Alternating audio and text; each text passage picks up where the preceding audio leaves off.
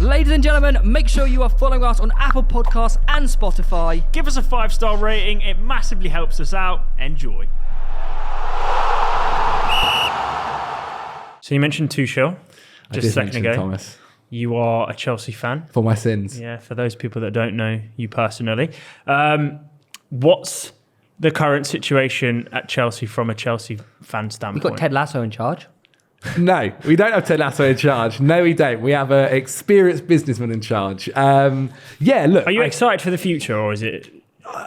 It's tough. Like, you go from a club that can essentially buy whoever they want to a club that now have to be a bit more careful with what they're doing. Like, we can't go and do a Romelu Lukaku or a Kepa Arrizabalaga every summer, and then if it fails, go, it don't matter, go get this guy, buy this guy. We've got to be smarter with our signings, which to a degree is probably more fun, not mostly more fun, but more, you just have to be smarter with it, and maybe means that like your signings are a bit more exciting per se. Like, you're not going for the big names every time, maybe trying to do the Liverpool approach of really like analysing and trying to get it right, but that's not easy to do, like the Moneyball approach per se.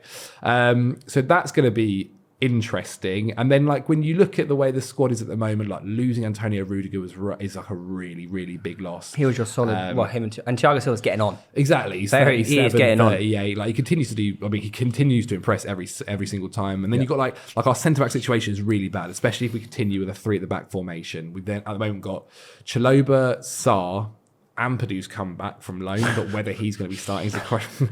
Thiago Silva and Azpilicueta, and even Azpilicueta might leave to Barcelona. Yeah. And so you're then looking at it, you go, okay, Levi Colwill had a fantastic year in the Championship. Maybe a Premier League loan is better for him so he can get minutes, but I wouldn't mind him kind of playing for Chelsea this season as well. Jules Koundé's meant to be joining, but we probably still need another one. That would be a very good signing. Then you're looking at like midfield. Chelsea probably need another midfielder. Kante's getting on. Jorginho's getting on. Like, Conor Gallagher's come in, but like he's not really going to be playing centre mid, you'd think. Do you not think? I think Conor Gallagher, you want him slightly further up. 8. Like, Chelsea need like another DM, and Conor Gallagher's not going to be playing DM. Yeah. Like, I mean, this is where people talk about Declan Rice. Like, Declan Rice isn't going to be getting bought this summer. As much as I would love him to come to Chelsea, I'd be over the moon for it. But like, he's got such a long contract, and West Ham aren't going to accept anything over £100 million. And Chelsea But do you not think Rice is fighting for the same spot as Gallagher then? No. So you'd play Rice as a... I'd play Rice as a six, DM, as a much. 6 essentially. Like, the way he's come on like over the past couple of seasons is ridiculous. Like, he's just dominating midfields in the Premier League. Like, he's one of the best midfielders in the world. Agreed. 23. Yeah. Like, it's ridiculous. And every single year he's just getting better and better, which is what you want to see in young players. Yeah. And then you get to the forward situation. Like, Chelsea for the past 2-3 seasons can't fucking score goals. Yeah. Like, forever. Like, You got the number 9. It's the number 9 curse. In the past 15 years, I was thinking about this a couple of days ago, Chelsea have had a success in Drogba and Diego Costa. Yeah. That's it. Yeah. The list of your didn't failed go number well. 9s is insane. Alexandra Pato didn't go. Eto was all right, actually. Eto wasn't too bad. Yeah. But it's rough. But then I sit there and I'm like, okay, I don't think Chelsea actually need to go and buy another striker. Well, They've got Kai Havertz there just playing through the middle. He's so Lukaku good. is leaving this summer. By the looks of it, yeah. He is going back to Inter, apparently. Yeah, whether it's If a they let him, loan or yeah. it's an option to buy, like, supposedly. Kneeling at the gates. Yeah. Please. Yeah, begging. What's your relationship like with Lukaku? Do you like him, or is he a bit of a tosser? What he did to you? You're quite close to a fair few players as well, right? Yeah. You do quite a lot of I'm work not best mates with them, Yeah. but like, obviously with what I do, like, I speak to them a lot. I get on with them really well. Like, even when I met, I was there for Lukaku's. Like, I did the first interview with him. Really? Yeah, and he was lovely, man. He was so good, like, such a nice guy. I remember coming away being like, this guy's like, he loves the club, and he really did. That's how it felt. Like, he was sitting there telling me about how, like, when he first came here, he was sitting in those seats and all this. But it's just, I think it's a thing that's like, we've not used him maybe the way he should be used. Like, I think sometimes people look at Lukaku and go, he's a big guy, he's a target man, where actually that's not how I think he plays. He's a guy that runs in behind and all this kind of stuff. And we maybe weren't necessarily playing to his strengths. And with, like, I think he's left his agent now as well. So I think that there was parties involved too with that. So overall, I just think it's a transfer that's just not worked out, sadly, and it was built up because it was built up to be this fairy tale, like his return, the return of the king. Like, he's like, Chelsea needed a goal scorer, they've gone and spent 100 million to get him back to the bridge. All this stuff, him talking about how much he loved Didier Drogba, and he does, like, he legitimately does. And so yeah, it's sad. Like, I look at it with more I look at it less with anger and more like sadness that, like, this is a transfer that could have been so good and should have been so good. but hasn't worked out. Like it's again annoying. Like it's another one where you go like, it didn't like Chelsea's another striker didn't work out. And like especially in the summer before, I was like, do we really need to sell Tammy Abraham? Like I quite like Tammy Abraham, and now look what he's gone to do. Like, kill it. Is that just the league though? Or I think Tammy Abraham's a really good striker. Like at 22, yeah, I'm not discrediting either Lukaku for sure. or Serie A is a slower league. Yeah. So like for guys like Tammy Abraham and Lukaku who are quicker and are willing to play in behind, like you can benefit from that. Like you're up against maybe slower defenders, older defenders as well, and in general, just the league is slower, so you can do better. But also like in his first season at Chelsea, when again the whole like transfer ban thing had happened and Frank Lampard was first there, he scored 15 Premier League goals in his first season, Solid, which was solid. And then the Yeah. next season things happened and he wasn't starting, and like I understand why he left. Fair play to him, but I look at it and I'm like, well, you know, did we have to go and spend 100 million when we had someone like that there who personally has shown everyone that he's a fantastic striker this season? is that a little bit of a Chelsea curse in that sense though, that you always think the grass is greener by getting bigger players? Whereas, I think 'cause that it's was happened. maybe It's happened with like Roman. yeah, because it's happened with Gahey. Yeah. It's yeah. well, Gallagher's obviously coming back. Tomori. But yeah, Like, exactly. Yeah, Bukayo. what he won Serie A. Yeah, he did, and he's fantastic. Like I watched Tomori a bunch of times and thought that this is a fantastic centre back. I don't know what happened behind the scenes with him, and maybe whether he fell out with anyone or whatever happened, but he wanted minutes. AC Milan wanted a centre back, and it was the perfect situation for him. I think it's been a bit of a mix, because obviously with the contract situation with certain players like Rudiger, like when Lampard was there, like that's when people weren't too sure whether Lampard wanted to keep Rudiger, and then obviously Thomas Tuchel came in and he won the Champions League, but then there was only a year left to get a new deal, and then the Roman Abramovich thing happened when you could try and sort out a new deal. So it's basically been like a really bad, unfortunate number of events that have basically allowed a situation like this to happen. But then at the same time, like you do look at Mark Gahey and you go like, well, he was the best centre back in the Championship the year before. Everyone kind of knew that he was going to be fantastic. Like he'd been unbelievable for Swansea, and he's gone and shown it. Like surely there should have been some thinking there, but I don't know. Sometimes I think it's just like a bit of luck, and I also think sometimes Chelsea do get a little bit caught up with the let's go and make the big signing who's been fantastic that year, and maybe not look so much at the not that they're disrespecting the academy, because obviously look at Mason Mount, look at the guys that do, Reece James, the guys that do come through and when they get their chances they take it. Well, at the start of the season you had like Tino at Southampton, Broja, who's doing great, good, yeah. And then Chelsea didn't really kick on themselves from there either. So. Yeah, no, exactly. I think it's just I would like to think that going forward, we'll kind of learn from our mistakes. And I think we also have as well that when we have gone and sold these players, like previously when it was like Mohamed Salah and Lukaku and Kevin De Bruyne, we sold them and like didn't put a buyback in, didn't put anything like that. Yeah. And they went and killed it, and we look like mugs. Whereas now, when the players are leaving, we're at least putting things like matching the clause, like we do have with Gahey, where if someone goes and wants to buy Gahey for 50 million, Crystal Palace comes to us first and go, would you like to do this instead? And then with like Tammy Abraham, we've got a buyback option of 80 million. We got 80 mil. We got 40 million from them for him. So essentially like a 40 million. Exactly. Yeah. Like so we've been smarter with that kind of thing. But maybe if we just played them, we wouldn't have had to sell them in the first place. Sorry. Do you think Ted Bowley will come in with a different approach to what Roman did then? Yeah, definitely. Like, because also Roman just had so much money, like that he could just do what he wanted. Essentially, like it didn't matter if Chelsea, like the guy went and wrote off a 1.5 billion loan, like, and that's insane. That's actually so stupid, isn't it? Like, it's mental. But whereas Todd Bowley's like his whole consortium, Sorry. Ted. Jesus, He's done it from months of hearing Ted Lasso. Jesus, Not even watched the show. I know. I've not even watched the show. I've got it downloaded though. It's all right. I saw the first season. It's all right. It's definitely I need to watch it so I can actually allow myself to do the references that people drop. You're like, I know that one. But I don't know, man. Like we just got to be smarter with it. We got to be smart. Like even I read today at some point whether it was a legitimate quote. Like I've just read it from a place like could be made up or taken out of context. Like he said, we can't, at least this first year, we can't really go and splash out on huge amounts of signings.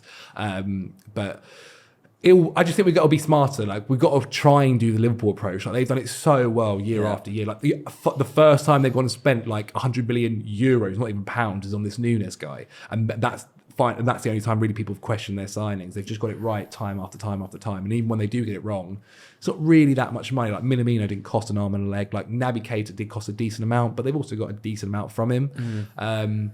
So yeah, it's just about being smarter and like accepting that we're not probably going to be able to go and just buy £100 million person every single year. You lot are linked with quite a few players already. Yeah, we Shock, are. Ousmane Dembele's linked. Like he is absolutely. I like that, though. I like absolutely that. every Yeah. year. And he's been staying relatively injury free. Koulibaly for 35 million. Yeah, interesting. Marcus Alonso going the other way, to leaving. Barca. Christensen going, leaving. So Yeah. a lot of people going out. And that, one I'm interested in actually, quite Yeah. heavily linked with Sterling for about Yeah. 60 million quid. Yeah, Raheem Sterling. He's out of contract next summer. That's a good one. Would you, I think he'd would- thrive. I think because he's not going to get the minutes at City. Well, this is it. We're sitting now bringing in Erling Haaland, like the same situation with Gabby Jesus as well, about possibly going to Arsenal, Yeah. Tottenham, and so on and so forth. Like these guys, he'll want minutes, especially with the World Cup coming up as well. Exactly. They can't afford to sit on the bench. And so for someone like Raheem Sterling, who's had such a fantastic career already, it just depends on what his goals are. Like, is he still wanting to win trophy after every, like, 3 trophies a season, 2 trophies a season? If that's it, you're going to have to stay at City. But if your goals is to play as many games as possible and try and obviously be a crucial part in the team, then yeah, like coming to Chelsea is an ideal place to go. Like Chelsea have been constantly looking for a person to be on the left wing or the right wing. It's constantly changing, whether it's Pulisic, whether it's Callum Hudson-Odoi, whether it's Ziyech, whether it's even Mason Mount or Werner at times playing out there. And so like I think Raheem Sterling is a fantastic player. I think he sometimes gets again underrated. Like the season just gone was maybe his worst one of recent years, and it was still like very good. Like he'd come in at Chelsea and be one of the best players. Yeah. And also like he's an experienced guy now. Like Chelsea do have quite a young squad, and so to have someone on the attack who would be quite experienced, so they've been there and done that.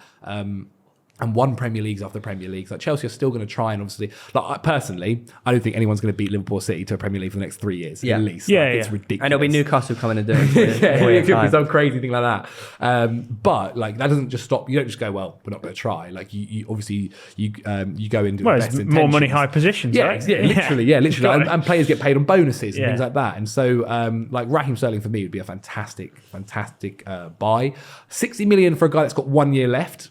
It's a little bit too much maybe, so I'd try and get that down. But like, yeah, Raheem Sterling, get him in. At this point, centre back wise, I'd take you at centre back. To be quite honest, like I'd happily take you at centre back. We just need like the names. We need the options. So who are your 3 realistic Koundé or signings you Fletcher think you'll do? Yeah. Realistic signings. I think Dembele. I like what I'm hearing about Dembele. So like, not he Raheem, came- because I mean, if you pick up one, Yeah. you kind of exclude the other, right? I think You're not Dembele, you would take Dembele if I like you the keep risk of injury free. Dembele. Like, in Yeah, terms it's of- true. Like, it's Explosive. It's a risk where he joins and he could be absolutely dog shit and it doesn't work out, Yeah. or he joins and he's phenomenal and Yeah. he's fantastic. And the guy that he had his best seasons under was Thomas Tuchel at Dortmund. Yes, true. At the same time, it is true. Pulisic was also pretty good under Thomas Tuchel at Dortmund and doesn't play for Chelsea. So I guess it's both sides of the spoon. I don't know what the saying is. But yeah, there you go. That could have been one so. from you, to be fair. Both sides of the spoon. Yeah, I do make that up. could have been one from That you. might have been, yeah. I've just heard yours. Think on with it. Both sides of the spectrum. Sure, but yeah, I like, and also like he's younger. Again, he came up as you mentioned, like his end of the season, like he was pretty injury free. I think he got the most assists for he was fine. Barcelona, He was or fine. the Yeah, most he was, assists yeah. in La Liga, Yeah. which is like fantastic. And again, like that right wing position, if we get someone down there, because actually what I do think is Chelsea lack creativity. Yeah. Like I think we are desperate for a creator. Like Mason Mount is doing so much of the work for us. He is, and, yeah. and like and Callum Hudson-Odoi is also pretty good, but he's always injured or like Yeah. he doesn't play. And But so, like, you have both James and Chilwell back for the start of the season, which is Thank huge. God. Like that, your wheels started falling apart as soon as Ben Chilwell got injured. So Exactly. Like well, the second if you look at Chelsea's like graph of like winning games and lost, the second like Ben Chilwell gets injured after it is Juve, literally it drops off a cliff. drops off. Yeah, It drops yeah. off massively, and just like because also not only.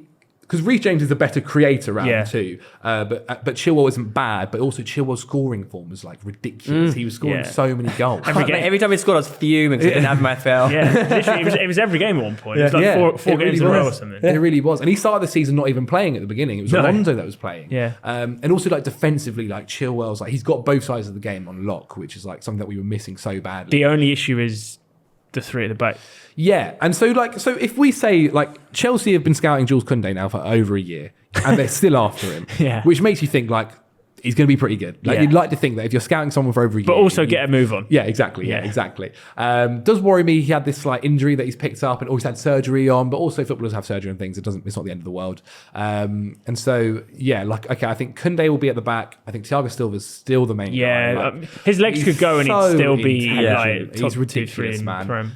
He'll just do a Terry at the end of his career. Yeah. He's ridiculous. Honestly, he's fantastic. And then after that, like, I'd take anyone. Koulibaly, I don't mind. I think Koulibaly's a little bit But not he's agile enough. No, but I feel But like in the three at the back, I feel I think he'd be Koulibaly alright. is like, if you're going to pick anyone in world football, he's like the most appropriate replacement But for I also Rudiger. feel like Koulibaly- The guy's Such a good- mental. But Koulibaly has been linked to every club for about 5 years, and no one's taken the plunge, which does worry me slightly. And he's also he's a bit older. But Levi Colwill, I promise you this, like he is fantastic. He's a guy who is legitimate. But that's what you need to do. You need to start relying on youth a little bit. Exactly. More. And so like if you bring in a guy like Koulibaly who is a bit older and hopefully he's not on monstrous wages, and then you kind of like give the minutes between him and like you can then introduce Cole to the side and he's not had the pressure. Because if you introduce Colwill, even though I'm sure he'd happily take it, but like the introduce, you are the starting centre back for Chelsea week in, week out. So much for the rest of pressure. the season. Yeah. It's a ridiculous amount of pressure. You just don't want to do that to someone. And so like if you can get him and rotate him in, a bit like that we did with Chalobah as well. And again, continue getting Chalobah Or into just the play him. squad.